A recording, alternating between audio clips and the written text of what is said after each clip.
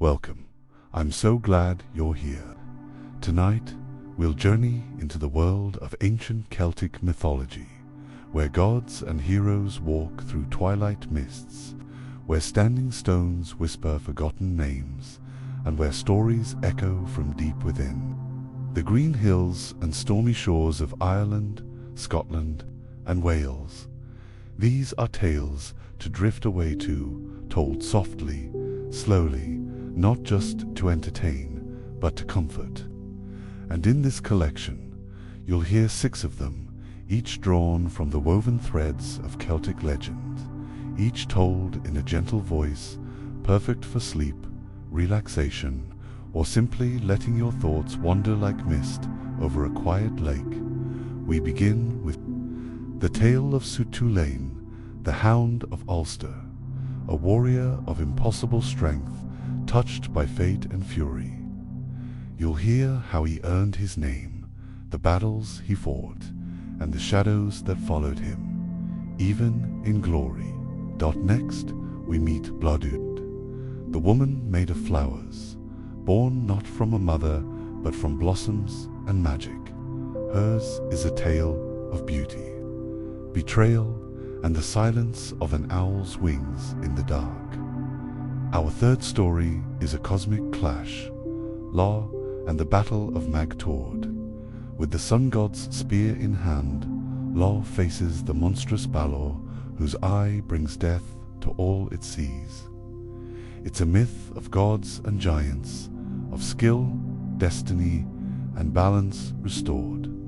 Then we sail with Bran across silver seas toward the other world, a land of eternal youth and strange wonder.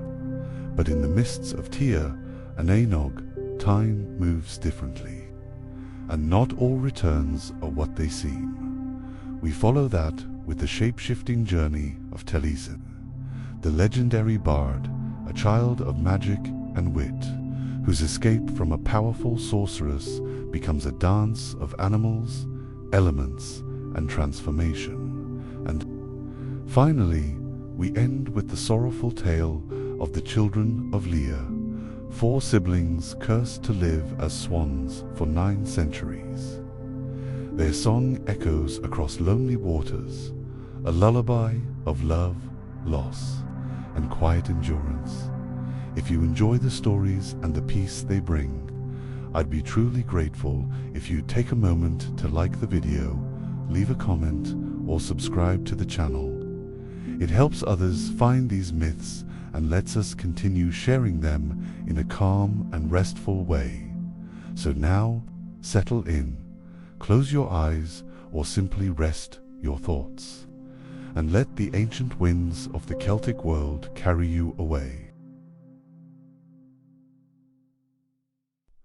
Tale 1, the story of Tuchulainn, the Hound of Ulsterin, the time before time.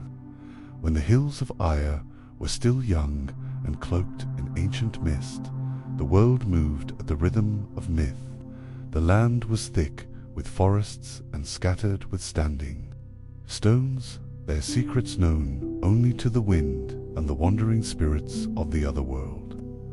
The sky turned slowly, watched over by gods and beings who walked alongside mortals in the hush between twilight and dawn. Here, the stories were not merely told, they were lived. They floated on the breeze in the early morning, carried by blackbirds through trees older than memory.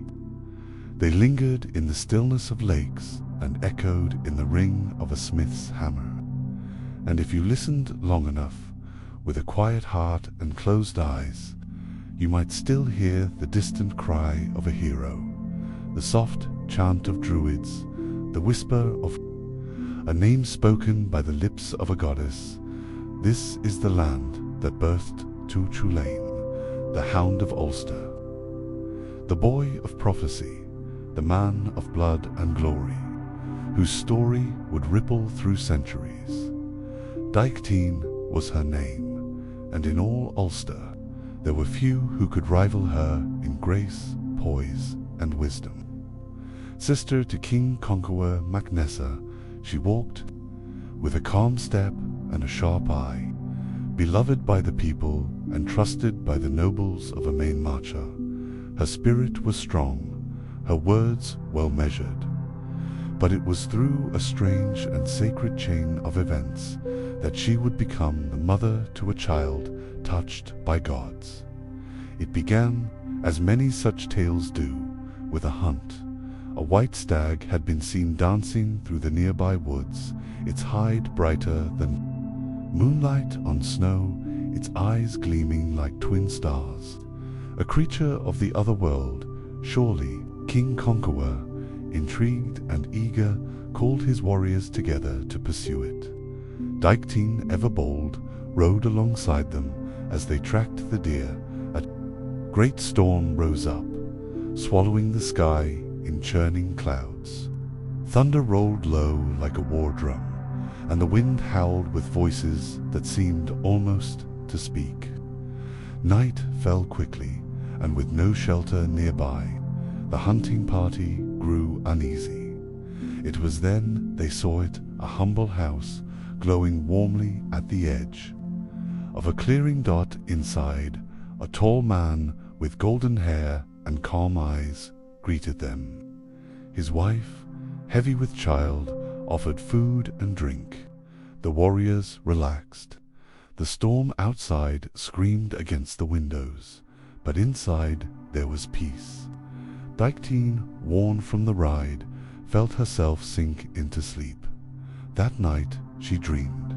A figure came to her, not a shadow, but something more radiant, more solid than the real.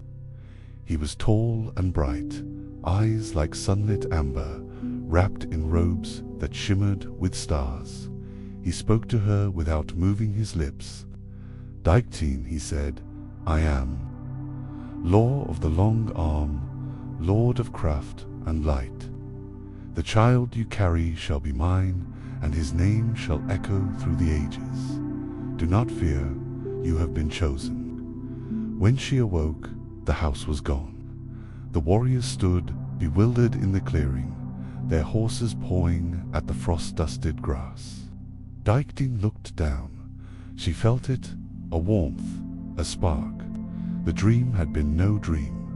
She said nothing at first, but as the weeks passed, her condition could no longer be hidden. Whispers stirred in a main marcher. Though she had lain with no man, she now bore a child. Some feared her, others praised her, but the king, her brother, looked upon her with worry and pride. To preserve honor and calm the court, she soon married Swaltam mac Roish, a noble and loyal man. And when the time came, the boy was born with eyes like polished bronze and a cry that split the stillness of dawn. He was named Satana, even as a babe. His grip was strong, his gaze unblinking. The druids came, reading omens in the stars and the steam of the bathwater. They murmured of greatness, of glory, and of a shadowed, shortened life. The boy would grow like no other, but he would not grow old, and thus began the life of the child who would become Tu Chulainn. Born of a god, raised among kings, destined for legend, the child Satana was unlike any other to walk the emerald lands of Ulster. From the moment he took his first breath, there was an undeniable energy that pulsed within him, a spark ignited by the gods themselves. His mother, Dykteen, often watched him in wonder, noticing the way his small fingers grasped with unusual strength, and how his bright eyes seemed to see things others missed. He was a boy of the earth and the sky, born with the wild heart of the wolf and the fiery spirit of the sun. Even as a toddler, he showed a fierce determination that would come to define him, while other children clung to their mothers or played timidly by the hearth. Satana ventured beyond, drawn to the deep forests and the rolling hills. He was a child of the open wilds, and the world around him seemed to recognize that Dot by the time he was 4, he had learned to walk with a sure, confident step. But it was how he ran that amazed all. The swiftness of a deer, the silent grace of a shadow slipping through the trees. Setana moved with such speed and silence that even the birds seemed to pause in respect. The women of Imaing, Matcha whispered among themselves, "This child is touched by the gods," they said, their voices low and reverent. The druids, too, observed him carefully. They saw in his gaze a fierce intelligence, and in his limbs the promise of unparalleled strength as the seasons turned. Setana's training began. At 6, he was entrusted to the care of great warriors who taught him the ways of battle and honor. Among them was Fergus MacRoish, the mighty champion of Ulster, who took the boy under his wing. Fergus was a man of great power and courage, and he saw in Setana the raw material of a hero. He taught him not only to wield the sword and spear, but to understand the rhythm of war, the dance between life and death that every warrior must learn. Yet even Fergus found himself challenged by the boy's extraordinary talents. During one training session, Setana lifted a stone so large that no other boy could even budge it. His muscles flexed with a strength that seemed impossible for one so young.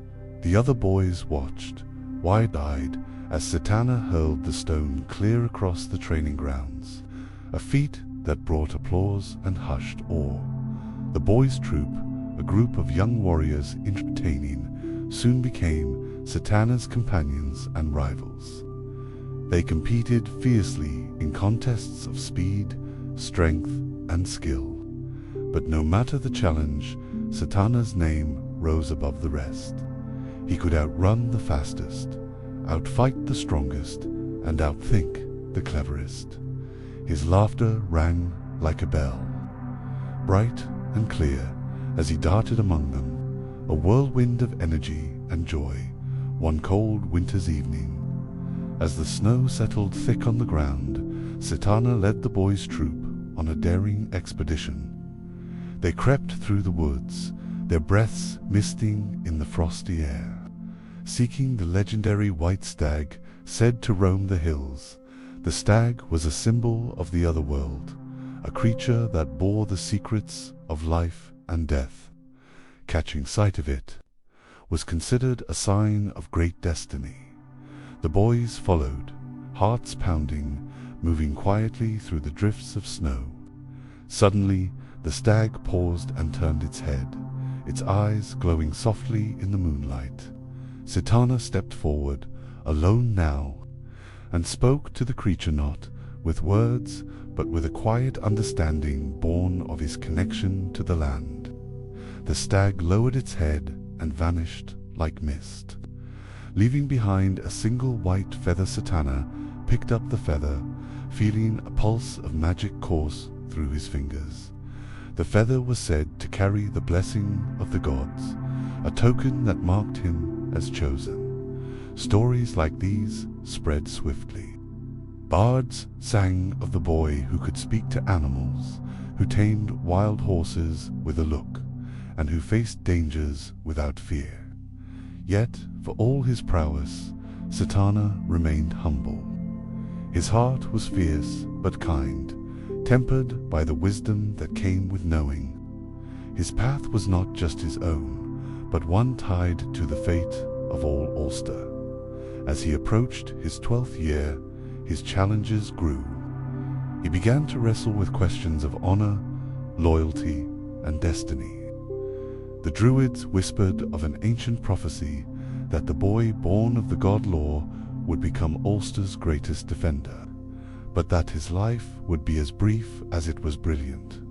One evening, under a sky streaked with stars, Setana stood alone on a hill overlooking Éire and Alba. The wind tugged at his hair and cloak, carrying with it the scent of pine and rain. He closed his eyes and breathed deeply, feeling the pulse of the land beneath his feet. The voices of his ancestors seemed to rise in the wind, urging him forward in that moment. The boy knew he was no longer just Satana. He was destined for more.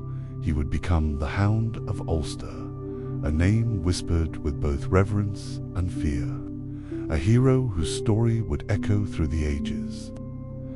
The sun had barely risen over the mist-covered hills of Ulster when a great feast was called at the home of Culann, the renowned smith whose forge was said to glow like the fires of the other world.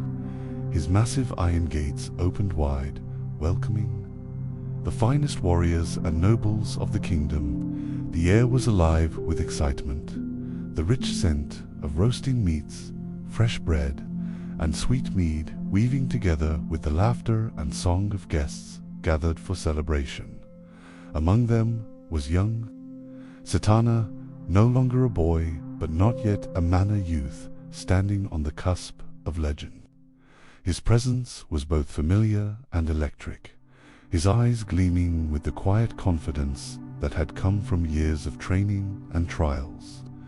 Today, though, a different test awaited him, one that would shape his very name and destiny. As the guests settled and stories began to flow like the rivers after rain, a sudden cry rang out from the forge. Culann's mighty guard dog, a beast of legendary size and ferocity, had been let loose into the courtyard. The dog was a creature feared by many. His growl could shake the stone walls, and his bite was said to rival the jaws of a wolf from the otherworld. Satana, ever fearless, watched as the dog charged toward the gathering. Without hesitation, the youth stepped forward, drawing upon a strength and speed that seemed to belong not to the mortal realm, but to the gods themselves. The dog lunged, teeth bared, and Satana met him head dash on dot. In a blur of motion, the two clashed, boy and beast, locked in a fierce struggle beneath the morning sun. Satana's hands found their mark, and with a powerful blow he struck down the dog, silencing the roar that had threatened to disrupt the feast. Silence fell over the crowd. Then, slowly, a murmur spread. This boy, this warrior in the making, had done what none before dared. Culann himself approached, eyes wide with shock and respect. "You have saved us all," he said, his voice heavy with gratitude. "But the price is great. My guardian is lost." Satana, humble despite his triumph, looked upon the fallen beast with a solemn heart. He knew the dog had been more than a pet. It was a symbol of protection, a sentinel guarding the home and hearth. "I will make this right," the boy declared. "Until a new guardian can be raised, I will guard your home in the place of your dog." From that moment, Satana was no longer simply a boy. Culann named him Culann, the Hound of Culann, a title both honorific and prophetic. It marked him as a protector, a warrior whose loyalty and strength would defend Ulster from all threats. The name echoed through the halls and fields, spoken with awe by bards and warriors alike. It was a name that carried power, promise, and the weight of destiny. But with this new name came new burdens. Culann was bound by an oath, a sacred duty that would shape every step he took from that day forward. He would be the hound guarding the borders of his land, fierce and unyielding, a force to be reckoned with as the feast continued. The sun climbing higher in the sky, Culann felt a stirring deep within, a fire kindled by honor and purpose.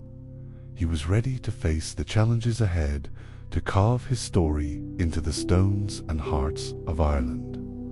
The land of Ulster with its rolling green hills, ancient stone circles, and mist-shrouded forests, seemed to hold its breath as the boy known. Now, as Tulane grew into his destined role, the gentle rhythm of the seasons marked his transformation, not just of body, but of soul. Each sunrise painted his path with light and shadow, while each sunset whispered the weight of the future he was bound to face. Within the great halls of Macha, the ancient seat of Ulster's kings, a different kind of gathering was taking place. Beneath the towering oaks that had stood for centuries as silent witnesses to the land's history, the druids assembled in secret, their robes woven from dark wool and embroidered with symbols older than memory, brushed against the soft earth as they moved with purpose. Their faces, illuminated by the flickering flames of sacred fires, were lined with the wisdom of ages. At the center of this circle stood Cathbad, the chief druid. His eyes, sharp and penetrating, mirrored the flickering flames as he raised his staff toward the sky. The stars above twinkled in silence, as if waiting for his words. The threads of fate had been woven tightly round the boy. Cathbad intoned, his voice low and resonant. Born of the god Law and the mortal Daiktine, he carries the blood of both worlds. His life shall blaze with the brilliance of a comet, a light that none can ignore. But this light shall burn fierce and bright and then be gone. The gathered druids exchanged grave glances. Such prophecies were never taken lightly. The boy's fate was sealed, not by mortal hand, but by the will of the gods themselves. He was destined for greatness, but his time on this earth would be painfully short. Across the hall, Tulane stood silent, listening. The weight of the prophecy pressed against him like the heavy cloak of winter. Yet, in his heart, a fire burned, a fire not of fear, but of purpose. If my life is to be brief, he spoke softly, his voice steady and clear, then let each moment be filled with honor, courage, and protection for my people. I will not shy from the path set before me. His words were met with solemn nods, for those who knew him understood the fierce resolve that lay beneath his youthful face. In the days that followed, Tulane's training took on a new intensity. His mind and body were honed like the finest blade. Warriors and teachers from across the lands came to instruct him, but none so legendary as Celtic, the warrior woman whose name was whispered in awe across Ireland and Scotland. Her fortress, Drinskaith, the Fort of Shadows, stood on the misty Isle of Skye, a place where reality and legend intertwine. To reach it, Tulane crossed stormy seas, his heart steady despite the chill of the wind and the roar of waves. When he arrived, the air was thick with magic, and the stones of the fortress seemed to hum with ancient power. Celtic herself was a figure of mythol, fierce and wrapped in cloaks of raven feathers. Her eyes glimmered with both kindness and challenge as she regarded the young warrior. Many have come before you, seeking to claim my knowledge, she said, voice like the crackle of fire. Few have endured, but I see in you the spark of something greater. What followed were months of relentless training. Each dawn began with the clash of weapons, the thud of feet on stone, the echo of battle cries. Tulane learned not only how to fight, but how to become one with his weapons, to flow like water and strike like lightning. The spear, especially, became an extension of his will. Under Celtic's tutelage, he mastered the deadly guy, Bulga barbed spear, said to have been forged in the depths of the otherworld, capable of tearing through armor and sinew alike. It was a weapon of terrible power, but one that demanded absolute skill and control. Yet the training was not solely physical. Celtic taught him the mysteries of the Ryestrad, the warp spasm and otherworldly fury that would transform him in battle, twisting his body into a force of raw destruction. It was both gift and curse, a glimpse of the divine and the monstrous entwined by the time he left Drinskaith. Tu Chulainn was no longer simply a boy or even a young warrior. He was a living legend in the Mickingher blazing star, destined to light the skies of Ulster with tales of heroism and sacrifice. His return to Ulster was met with reverence and awe. Bards gathered to sing of his journey, and warriors stood taller, knowing he would stand with them. But beneath the glory, Tu Chulainn bore the knowledge of the prophecy like a silent shadow, reminding him that every victory could be his last, and so, with spear in hand and fire in his heart, he prepared to face the battles that would test not only his strength, but the very essence of his soul. The dawn broke slowly over the rugged hills of Ulster, the mist still clinging to the valleys. Like a soft silver cloak, birds stirred in the trees, their songs mingling with the distant roar of the rising sun. But beneath the peaceful sky, tension gripped. The land a storm was gathering, not of rain or wind, but of warriors and steel. Tu Chulainn stood at the edge of the battlefield, his breath steady, muscles coiled like a panther, ready to strike. His spear, the Guy Bolg, hung at his side, a weapon both feared and revered, forged in the fires of the otherworld and gifted to him by Celtic herself. Its barbs twisted like the roots of ancient oaks, designed to rend flesh and bone with devastating effect. This was the day that would mark the beginning of his legend. The opposing force, led by the fierce Connaught warriors, had crossed into Ulster's borders, intent on conquest and plunder. Their numbers were vast, their warriors hardened by years of battle. Yet, standing against them was Tu Chulainn, young, but fearless, his eyes blazing with the fire of destiny. As the two armies faced each other, a hush fell over the land. The ground seemed to hold its breath, waiting for the first clash of steel. Tu Chulainn's voice rung out, clear and commanding, "For Ulster, for honor. Stand with me, and we shall defend our home." With a roar, the warriors surged forward, the thunder of their charge shaking the earth beneath their feet in the chaos that followed. Tu Chulainn moved like a force of nature, swift, precise, unstoppable.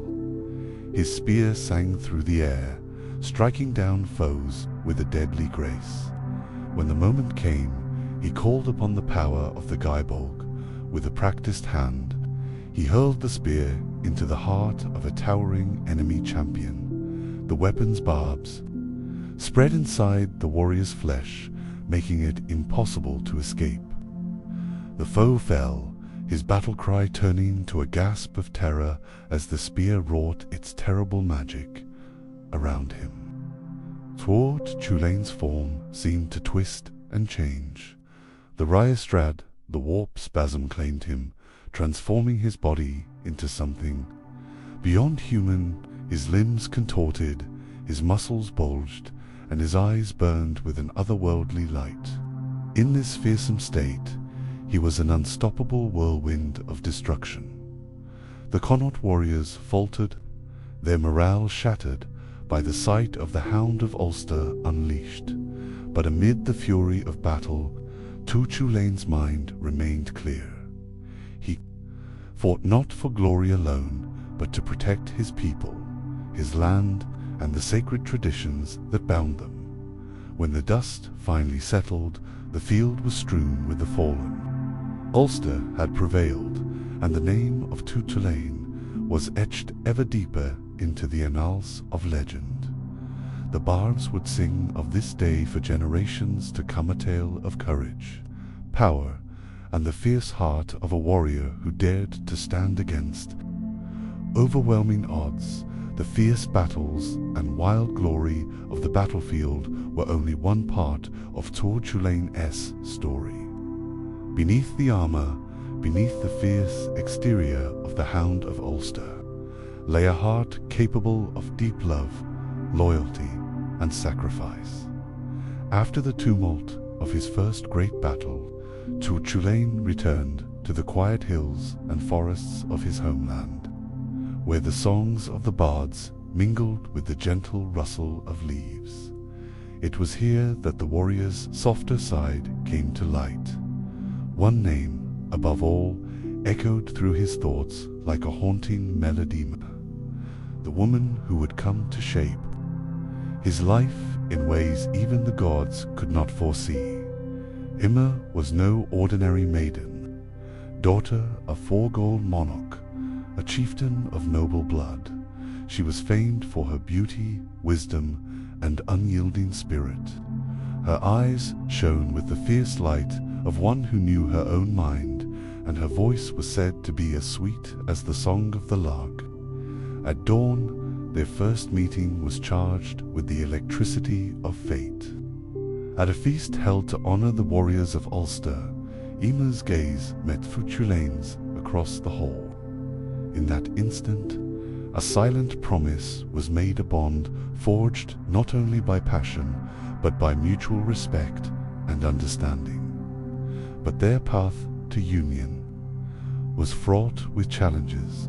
Folklore, wary of the young warrior's growing reputation and unpredictable nature, opposed the match. He set impossible tasks for Chulainn, hoping to deter him undeterred. Chulainn faced each challenge with unwavering determination, proving not only his strength but his sincerity. Through trials of skill, wit, and courage, he won the approval of Folklore and the heart of Éire. Their love became a sanctuary amid the storm of war and prophecy. In moments stolen from the chaos, they shared laughter, whispered dreams, and the quiet comfort of companionship. Yet, even as love blossomed, the shadow of destiny loomed. Tu Chulainn knew that every victory brought him closer to the prophecy's grim end, and every tender moment was precious. Loyalty, too, was a defining thread in the tapestry of his life. His bond with his foster father, the warrior, was one of deep respect and affection. Swaltam's guidance and wisdom grounded the young hero, reminding him of the values that made a true champion. Together with his closest companions, including the loyal warrior Laig and the mighty conqueror Mac-Nessa, King of Ulster, Tu Chulainn stood as a pillar of strength and hope. But even heroes must face the truth that love and loyalty, fierce as they are, cannot always shield from fate's cruel hand. The land of Ulster was thick with the scent of smoke and the cries of war.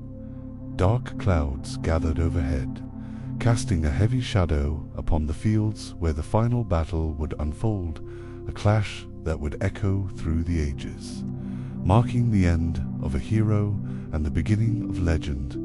Tude alone, on the ridge, overlooking the valley, his spear gripped tightly in his hands, eyes scanning the horizon for the approaching army. The prophecy of his brief yet blazing life weighed heavily upon him, yet his spirit burned fiercely.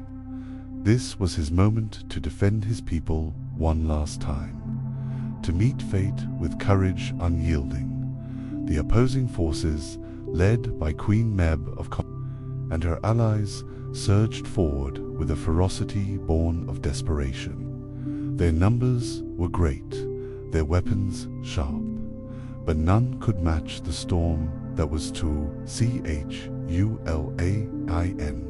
and as the battle commenced, Chulain called upon the full power of the Rhysdrad.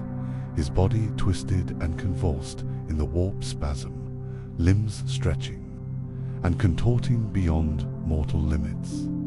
In this terrifying form, he became a whirlwind of destruction. Each strike fell with the force of thunder, each movement faster than the eye could follow. Despite his overwhelming strength, the hero's defenses were strained. Arrows and spears rained down, and foes pressed in from all sides.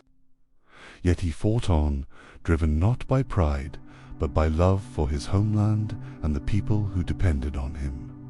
But fate is relentless. Even a hero such as Chulain cannot escape the threads woven by the gods as the battle reached its climax. A treacherous blow struck true. Wounded and weary, the mighty warrior fought to stand, to defend the sacred land, even as darkness crept into his vision. In his final moments, Chulain faced death, as he had faced every challenge with unwavering honor and defiance, binding himself to a standing stone so he could die upright, facing his enemies. He allowed no one to claim victory over his fallen form. His final breath was a whisper of courage, a legacy carried by the winds across Ireland, though his body was gone. The spirit of Chulain lived in the songs of bards, in the hearts of warriors, and in the very soul of Ulster. The prophecy was fulfilled, but the story never ended. For legends like Chulain transcend time, inspiring all who hear them to live boldly, love fiercely, and face their own destinies with courage. And so ends the tale of Chulain, hound of Ulster, whose fierce courage, unyielding loyalty, and tragic destiny have echoed through the centuries. Though his life was brief, his legend remains eternal, a beacon of strength and honor in the rich tapestry of Celtic mythology. May his story inspire us to face our own challenges with bravery and to carry the fire of heroism in our hearts. Tale to Blodud, the woman made of flowers in the ancient lands of Wales, where the mountains rose like timeless sentinels and rivers carved their stories into the earth. There lived a powerful sorcerer and king named Mathapi. His kingdom of Gwynedd was a place where magic still thrived beneath the dense forests and rolling hills. But Math bore a strange and delicate burden. He could not remove his feet from the lap of a virgin, or his magical powers would falter. This strange condition governed much of his life and the lives of those around him, binding the fates of many. Among those closest to Math was his niece, a Rada, mysterious figure born under strange omens. But while her story was shadowed with its own tragedies, this tale turns to a different thread woven in the fabric of fate, the story of Blodud, the woman crafted not from flesh and blood, but from the very flowers of the earth. Math's nephew, Lugh Law Gifts, was a remarkable warrior and magician, blessed with skill and courage. Yet his life was marred by a curse laid upon him by his own mother, Orianrod. In a moment of anger and sorrow, this curse decreed that no mortal woman could ever be his wife. This cruel fate left Lugh isolated from love and companionship, destined to wander without a partner, seeing the pain and loneliness that weighed heavily on Lugh. Math and his brother Gwydion, the greatest magician of the land, resolved to find a way to break the curse, or at least circumvent its cruel grip. They devised a plan to create a wife for Lugh, a woman unlike any other rub, being born not of mortal womb, but conjured from the earth's own beauty, under the dappled light of a sacred grove, where ancient oaks stood watch and wildflowers blossomed. In profusion, Math and Gwydion gathered the most exquisite blooms, delicate white oak blossoms symbolizing strength, bright yellow broom flowers representing joy, and soft meadowsweet petals carrying the scent of innocence. Each flower was woven carefully together, with strands of magic and whispered incantations, their essence fused by the power of ancient rites. From this enchanted union emerged Bloduda woman, whose skin was as soft and pale as flower petals, kissed by morning dew, whose hair cascaded like golden blossoms in the breeze, and whose eyes sparkled with the clear light of dawn. She was the very embodiment of the earth's grace and beauty, perfect in form and gentle in demeanor. Lleu, upon meeting Blodund, was struck by her otherworldly charm and embraced her as his wife. For a time, their union seemed like a joyful resolution to a curse that had haunted him. Blodud appeared to embody everything pure and kind, and Lu's heart, long starved for companionship, felt hope stir anew. Yet, beneath Blodud's delicate exterior beat a restless heart, one untouched by the bonds and loyalties of mortal love. Though crafted from the gentlest flowers, she was not born of human passions or the warmth of human experience.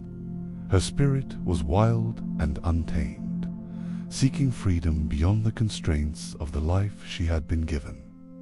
As days turned into weeks, Blodud's restlessness grew. Her gaze often drifted toward the horizon, and she found herself drawn to the company of Groan Pebber, a handsome and cunning nobleman. Groan was charismatic and bold, a man who understood the wildness in her heart, and their secret meetings beneath the silver light of the moon became a refuge from the quiet constraints of her crafted life. Their whispered conversations were filled with dreams of a life unbound by curses and magic, a future where they could claim their desires freely. Together, they hatched a dark plant to free Blodud from her bond to Lu and seize their own destinies. But killing Lu was no simple matter. The curse that had plagued him also served as a strange protection. He could only be harmed under impossible conditions. He could not be killed indoors or outdoors, neither riding a horse nor walking, neither clothed nor naked, only at dusk, and only by a spear forged from a branch that had never been cut by iron. Blodud, with her cunning, born of magic, devised a plan to lure Lu into a trap. She coaxed him to stand upon the threshold of a riverbank at twilight, wrapped loosely in a net, neither clothed nor naked, neither indoors nor fully outside. It was the perfect setting to fulfill the curse's conditions. There Groan awaited, with the enchanted spear forged from a branch snatched from a hazel tree, untouched by blade or iron. He hurled the spear with deadly precision, striking Lu down. The mighty warrior fell, his body broken, and his life fading like the dying light of day. Yet magic, as powerful as fate, is rarely so simple. Gwydion, ever the protector and healer, arrived swiftly. With ancient spells and the power of nature itself, he mended Lu's wounds and restored him to life. The warrior arose from near death, stronger and wiser than before, carrying the weight of betrayal in his heart.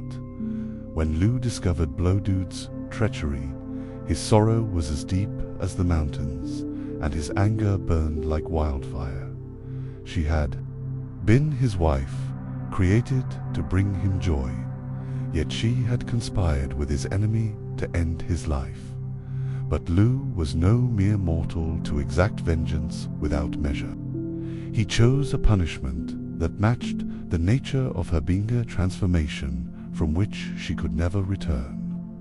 With sorrowful resolve, he cast a powerful spell, turning Blodud from the woman of flowers into an owl, the nocturnal bird of sorrow and solitude. The owl, with its haunting, mournful cry, became a symbol of loss, betrayal, and the fragile beauty of life's broken promises.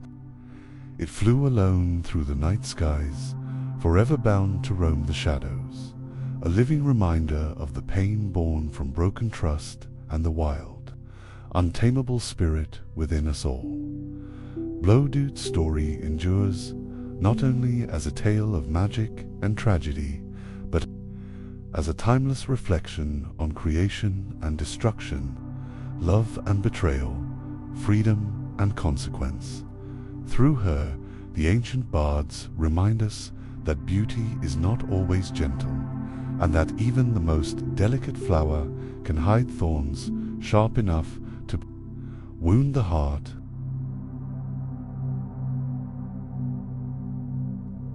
Tale 3, Law and the Battle of Mag Twyedin, the earliest days of the world. Long before the rise of kings and empires, the island of Ireland was a land steeped in mystery and magic.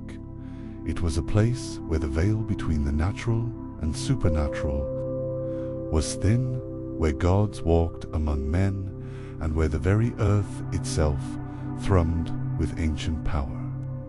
The dominant beings of this age were the Tuatha De Danann, children of the goddess Danu, skilled in every art of war, craft, and enchantment. They had come from the otherworld, a realm of beauty and eternal youth, to claim Ireland as their home, but peace was not to last. From the wild and storm-tossed seas beyond the horizon came the Fomorians, cruel and monstrous race whose forms were twisted by darkness and chaos. Some were great giants with gnawed limbs, others sea monsters, with eyes like burning coals, all marked by their malevolent magic. The Fomorians were as old as the land itself, representing the wild, destructive forces of nature.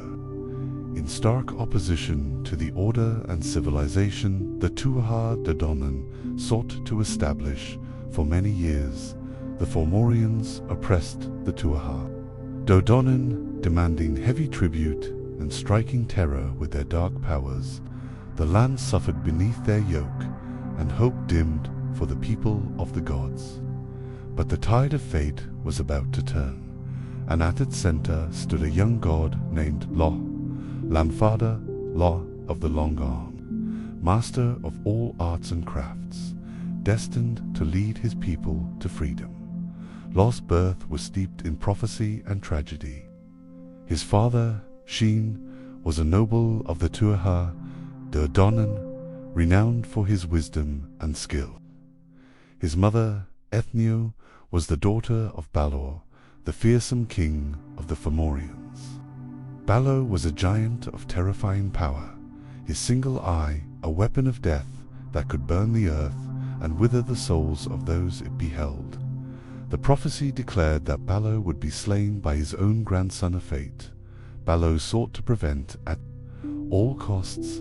To this end, he imprisoned Ethnio in a tower surrounded by the sea, hoping to keep her childless forever. But fate cannot be denied. With the help of magic and cunning, Sheen freed Ethnio from her prison. From their union, Lo was born a child of both light and darkness, destined to bridge the two worlds. From his earliest days, Lo showed signs of greatness. He was swift and clever, mastering the arts of poetry, smithing, healing, music, and war before other children could even walk. He was known as Samel de Noch, the one skilled in many arts. Lost youth was a time of learning and adventure. he traveled across the lands and into the other world, gathering wisdom and knowledge from gods and fairies alike. His spear, the Guy Bog, was forged in secret by the greatest smiths, a weapon that no shield could withstand, and that never missed its mark. His long arm could reach further than any other warrior, and his courage burned bright as a flame. When Law came of age, he journeyed to the royal court at Tara, the seat of the Tuatha Danann Power. There, King Nuada ruled a just and noble leader who had lost his hand in battle and now wore a silver prosthetic. Nuada was wary of newcomers, especially those who claimed mastery of all arts, but he welcomed Law to prove himself. At Tara, Law was challenged to display his skills. The court demanded feats of craftsmanship, poetry, music, and combat. In every test, Law excelled. He could weld metal as well as the greatest smiths, sing poetry that moved even the hardest hearts, play the harp with unmatched skill, and wield weapons with deadly precision. The people of Tara marveled at his talents, and he was welcomed among the gods and warriors. Yet the shadow of Balor and the Fomorians still hung heavy over the land. Balor had gathered his monstrous armies for one final conquest, determined to crush the Tuatha De Danann once and for all. The two forces prepared for war, their banners flying high on the vast plain called Magtorda, plain of pillars, named for the standing stones that dotted the landscape, relics of ancient power and memory. The morning of battle dawned cold and grey. The air was thick with anticipation and the scent of damp earth and burning torches. Warriors from both sides stood in long lines, armor gleaming and weapons ready. The Tuatha De Danann bore swords forged by the gods, shields engraved, with sacred symbols and magic charms to protect them.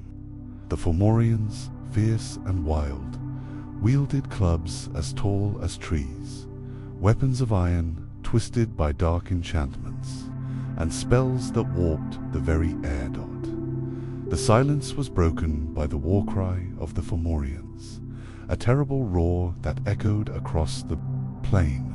The Tuatha De Danann answered with their own battle cries, sharp and clear, calling upon the gods of earth and sky.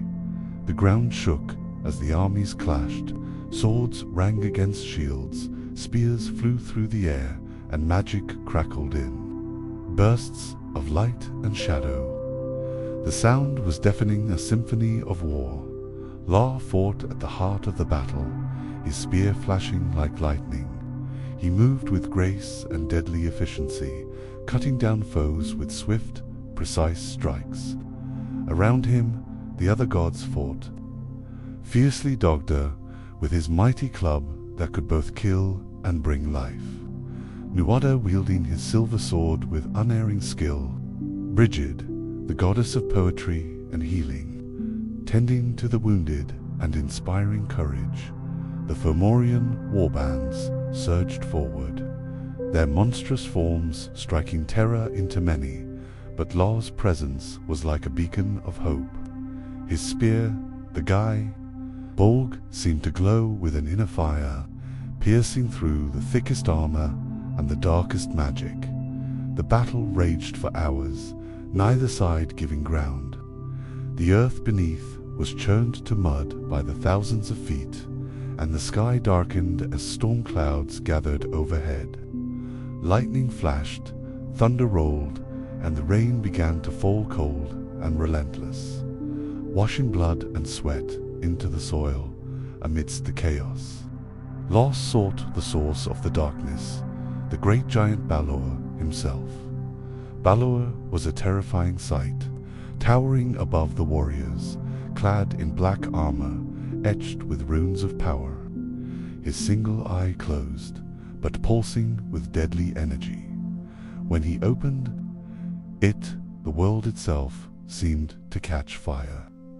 His gaze was a weapon of pure destruction, capable of burning forests and turning men to ash. Law approached cautiously, aware that this was the ultimate test of his destiny. The two met at the center of the battlefield, their faces set with grim determination. Balor swung his massive clubs, shaking the earth with every blow, but Law danced around them with the speed of a falcon. He struck with his spear, each thrust and throw aimed to wear down the giant's defenses. Balor roared in fury and raised his eye, unleashing a deadly beam toward Law. The god barely dodged, the heat singeing his cloak and the air around him shimmering with intense light. Knowing he could not withstand the eye's power for long, Law summoned all his skill and magic. With a mighty cry, he hurled his spear directly at Balor's eyes. The weapon flew like a shooting star, piercing the glowing orb. Balor screamed as the light faded, his power broken. He fell to the ground with a crash that shook the plains. With their leader slain, the Fomorians wavered. The Tuatha De Danann rallied, their spirits renewed by victory. They pressed forward, driving the dark hordes back into the shadows from which they had come. The battle was won. In the days that followed, the land healed and peace returned. The Tuatha De Danann celebrated their victory with feasts and songs, honoring Law as their greatest hero. Festivals were held to mark the triumph, and the god of many skills became a patron of kings, craftsmen and warriors alike. Law's legacy endured through the ages, not just as a warrior, but as a symbol of light, skill, and hope. His story was told by bards beside flickering fires, his name sung in harvest festivals, and his spirit invoked whenever courage and craft were needed. Thus ended the great battle of Mag Tuatha, a timeless tale of heroism and destiny that still echoes in the hills and valleys of Ireland, reminding all who hear it that even in the darkest times, the light of skill, courage, and magic can prevail.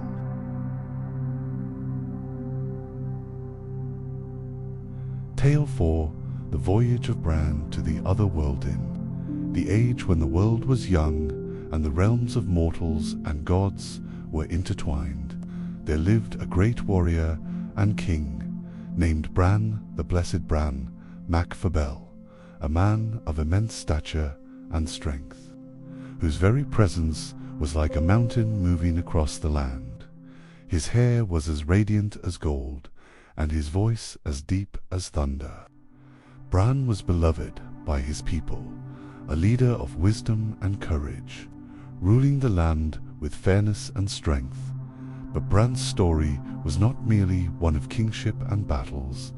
It was a tale woven with magic, loss, and a voyage beyond the boundaries of the known world to the mysterious and eternal otherworld, a place of eternal youth, beauty, and peace, where time flowed differently and death held no dominion. It all began with a tragic event that shook the foundations of the mortal world. Bran's sister, Branwen, was renowned for her beauty and gentle spirit. To forge peace between Ireland and Britain, she was married to Matholech, the king of Britain. But treachery and jealousy brewed beneath the surface. Branwen was mistreated by Matholwech's people, and soon word of her suffering reached Bran's ears, filling his heart with rage and sorrow.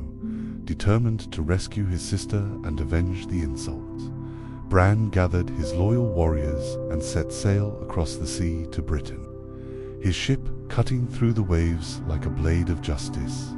But the conflict that followed was brutal and tragic. Though Bran and his men fought valiantly, the war brought devastation to both lands. Branwen died of heartbreak, and Bran himself was gravely wounded. As the war's fury waned, Bran made a fateful decision. Knowing his time in the mortal realm was coming to an end, he commanded his followers to sever his head from his body to preserve it and carry it with them as they sailed away from the world of sorrow toward the other world. This head of Bran was no ordinary head. It retained the power of speech and song, its eyes gazing out with wisdom and kindness, and its voice telling tales that brought comfort and hope. It was said that wherever Bran's head was laid to rest, joy and protection followed. The warriors set sail once more aboard a great ship called the Gwen, its sails white as clouds and its hull carved with symbols of the gods. The sea was both friend and foe, calm one moment and tempestuous the next, as if testing the resolve of those who dared journey beyond the edge of the world. Their voyage took them through mists thick as wool, past islands shimmering with enchantment, into waters where the stars seemed closer and time itself slowed. The sun and moon danced in unfamiliar patterns, and the air was filled with the sweet scent of blooming flowers that never withered. At last they reached the other world called Emain, a block the Isle of Apples where the land was lush and green, the rivers crystal clear, and the skies forever bright. Here no sickness, sorrow, or aging could touch the souls of those who dwelled there. The warriors found themselves in a realm of eternal feast and joy, where music filled the air and laughter rang like bells. They were greeted by the spirits of heroes past, the fair folk and beings of light who welcomed them as kin. Time, however, passed differently.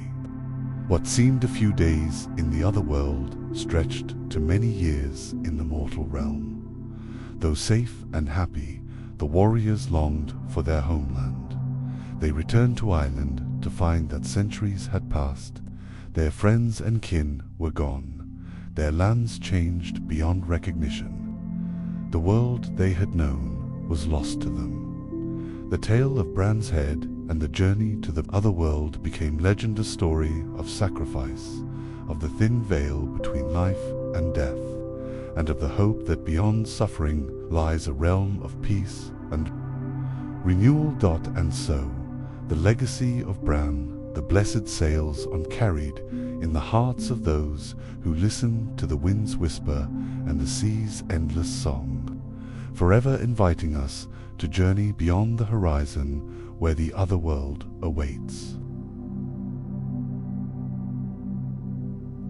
Tale 5. The Wooing of Eatanin. The ancient days when the veil between worlds was thin and the realms of gods and mortals flowed like rivers crossing each other, there lived a woman of extraordinary beauty and grace named Eatanin. She was no ordinary mortal. Her blood carried the essence of the Tuatha De Danann, the divine race of Ireland, whose magic and wisdom were woven into the very fabric of their being. Eatanin was renowned far and wide, not only for the brilliance of her golden hair that shimmered like the sun's first light, but for the kindness and gentleness that radiated from her heart, a beacon of light in a world often shadowed by strife and sorrow. Eatanin's story is one of love and loss, transformation and longing, a story whispered from generation to generation, carrying the timeless truth that love's power can cross even the boundaries of death and rebirth. Her tale begins in the other world, the mystical land beyond the mortal realm, where the hills are lush and eternal, the skies forever bright, and the air thick with the fragrance of wildflowers and magic. It was here that Mida, a powerful and enigmatic god of the Tuatha, the Danann, dwelt in his shining palace. Mida was known for his wisdom, his command over the unseen forces, and a beauty that was both fierce and tender, a reflection of the natural world's endless mysteries. When Mida laid eyes on Etain, he was instantly captivated, not just by her outward beauty, but by the quiet strength and warmth of her spirit. Their meeting was like the merging of two ancient rivers, a confluence of divine light and mortal soul. Etain, too, found herself drawn to Mida's gentle power, his deep understanding of the world and the promise of love that seemed to transcend all time. The two became inseparable, and their union was celebrated in the courts of the other world as a love story that would endure through the ages. But such happiness was fragile, for it invited envy and darkness. Formnak, Mida's first wife, was a goddess whose heart was as stormy and fierce as the wildest tempests. Her beauty was matched only by her pride, and she could not bear to see. The love that Mida bore for Etain and her jealousy grew like a black cloud, consuming her thoughts and twisting her magic into something cruel and vengeful. Formnak's wrath was swift and terrible. Using the most potent enchantments, she transformed Etain into a pool of shimmering water. From this pool emerged a strange and fragile creature, a purple worm, small and delicate, yet carrying within it the essence of Etain's soul. But Formnak's curse was not finished. The worm soon shed its skin and became a butterfly, beautiful and ethereal, but vulnerable to the harsh winds and storms of the world. Now trapped in the form of a butterfly, Etain was cast into the wild winds, tossed and buffeted by Formnak's relentless magic. She fluttered across mountains, valleys, and seas, carried by the breath of the earth itself. Wherever she went, the butterfly's radiant wings caught the sunlight, casting rainbows and sparking awe among all who glimpsed her flight. Despite the dangers and the storms, Etain's spirit endured. She was the embodiment of transformation, resilience, and the fragile beauty of life itself. Her flight became a symbol of hope that even when love is hidden or changed, it is never truly lost. Eventually, Etienne's journey brought her to the court of Éire, an Ulster nobleman whose wife unwittingly swallowed the tiny butterfly as it landed on a cup of wine. In this strange and miraculous way, Etain was reborn into the mortal world, her divine spirit encased within a new human body. From childhood, Etain grew into a woman of stunning beauty and grace.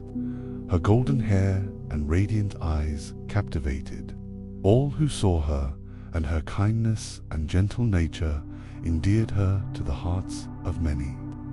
Yet, beneath her mortal guise, the memory of the other world of Éire and of her former life pulsed faintly, a distant melody, calling her back to the place where time did not touch. The High King of Ireland, Eochaid Arun, heard tales of Etain's beauty and virtue and sought her hand in marriage.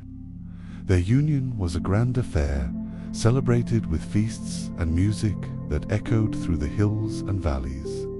Etain became queen, beloved and honored by her people. Yet her heart remained divided, torn between her mortal life and the lingering whispers of her divine past.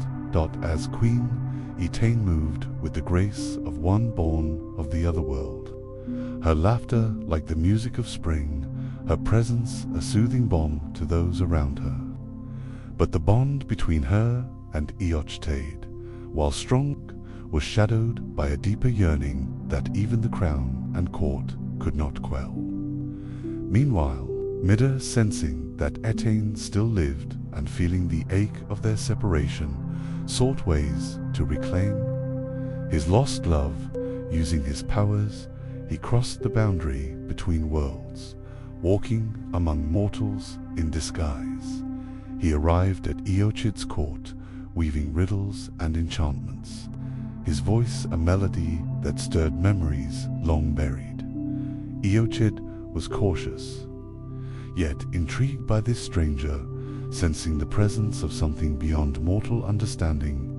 The tension in the court grew as Mida's true identity remained hidden, but his intentions clear. He sought to win back Etain's heart and spirit in a desperate and final attempt to regain what was lost.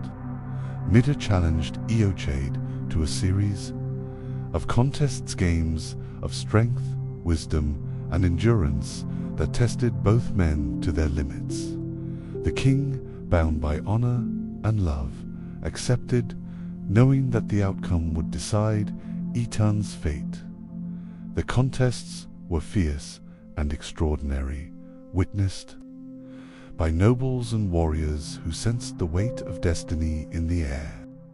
At last, Mida revealed himself in all his godly glory, a being radiant with otherworldly light, impossible to deny or resist. Eochid, recognizing the divine nature of Mida and honoring the laws of both gods and men, consented to let Etain go, but only if Mida could take her away without the eyes of mortals falling upon them in a brilliant flash of light.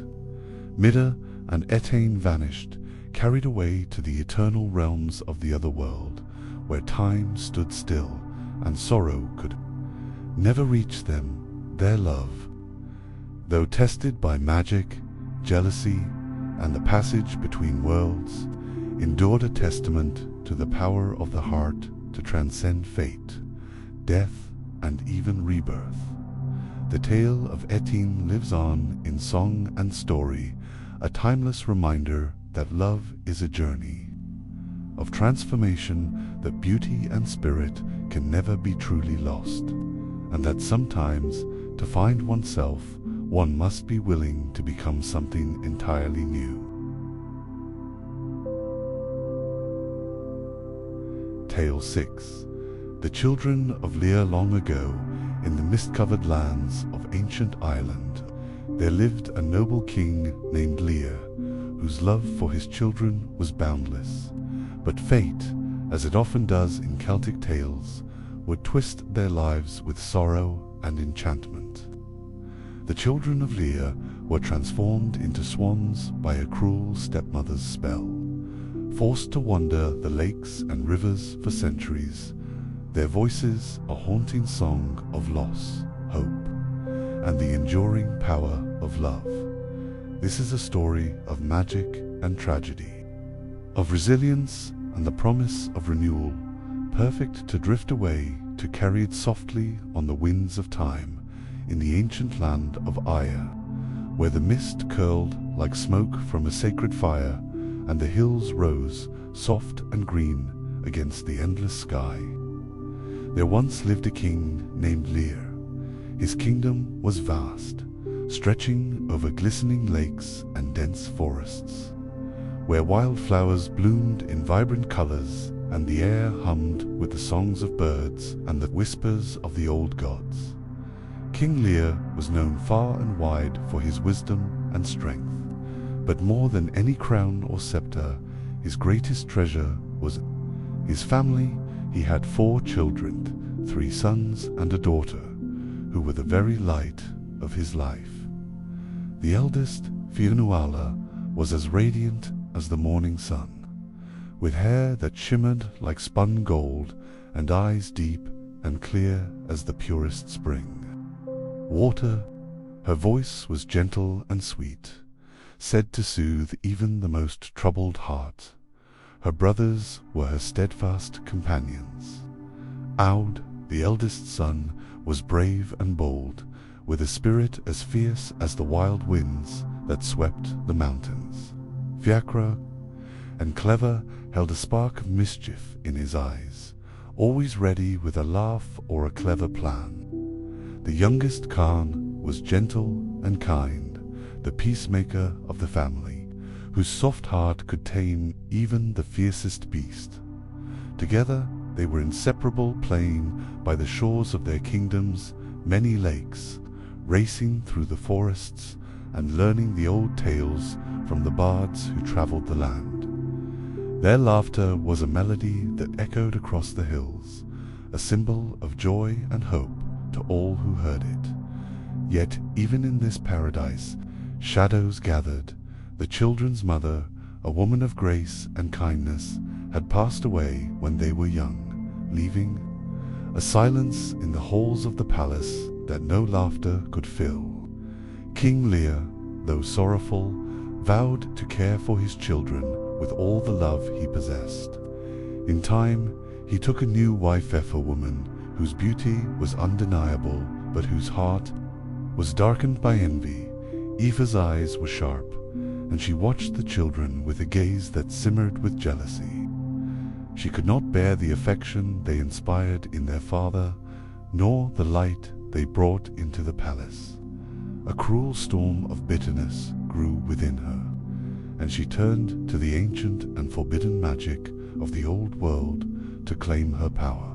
One evening, as the sun dipped low and bathed the land in fiery gold, the family gathered by the tranquil shores of Loch Durga, place of shimmering waters and whispering reeds, sacred and ancient. The children played, their laughter blending with the soft lapping of the waves and the songs of distant birds. It was there, in that moment of peace, that Aoife's spell was cast. With a voice low and cold, she chanted words lost to all but the oldest spirits of the land, weaving a curse filled with spite and darkness. A shimmering mist rose from the water, swirling around the children, wrapping them in its ghostly embrace. Their forms shifted, bones lightened, and feathers sprouted, until where once stood for radiant children now floated for graceful swans, their wings spreading wide beneath the fading light. Though their bodies were changed, their spirits remained, their minds sharp, their hearts beating with the same love and sorrow. Aoife, satisfied, turned away, leaving the swans to their fate. For 900 years, the children of Lear were condemned to wander the waters of Ireland, their song a haunting lament for all they had lost and the hope they still held. Their journey was divided into 3 long periods, each lasting 300 years. First, they sailed the cold, clear waters of Loch Durg, where the reeds whispered ancient secrets and the stars above seemed close enough to touch. For 3 centuries, they glided silently through mist and rain, their wings beating softly against the water's surface. Then, driven by the winds of fate, they were cast into the stormy seas near the Isle of Man. The waves roared and crashed, the winds howled like wild beasts, but the swans endured. Through tempests and calm alike, their song carried across the water a melody of sorrow, love, and unyielding hope. Finally, the last 300 years were spent on the waters near Connaught, where the sea met the rugged cliffs and the land held stories older than memory. Here their voices grew softer, tinged with the weariness of centuries, but their love for one another remained as fierce as ever. Throughout those endless years, the swans watched the world change around them. The old gods faded into shadow, and new beliefs took root in the hearts of men. Kingdoms rose and fell, and yet, through it all, the children of Lear remained a living testament to the power of love and resilience. Their song was heard by a holy man named Saint Patrick, who journeyed through the land bringing light and hope. Moved by their sorrow and enchanted by their beauty, he came to the shores where the swans rested and lifted the ancient curse with a prayer and a blessing. As the sun rose, bathing the waters in gold, the children of Éire were transformed once more. Their feathers melted into flesh, their wings into arms, and before the eyes of the gathered people, four aged figures stood still radiant, still bound by the love that had sustained them through the ages. Though their time as mortals was brief, their story was eternal. The children of Éire's tale became a song passed from generation to generation, a reminder that even in the darkest moments, love endures and hope can never be silenced.